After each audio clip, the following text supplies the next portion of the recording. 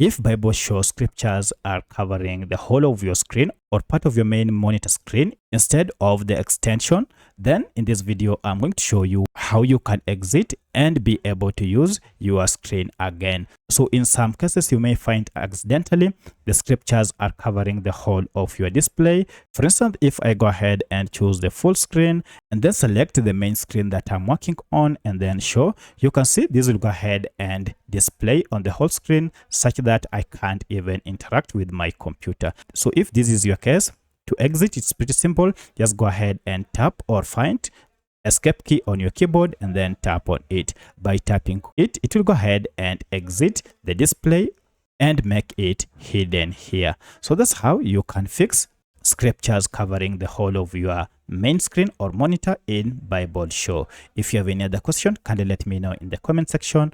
Otherwise, thanks for watching and let's meet in the next video.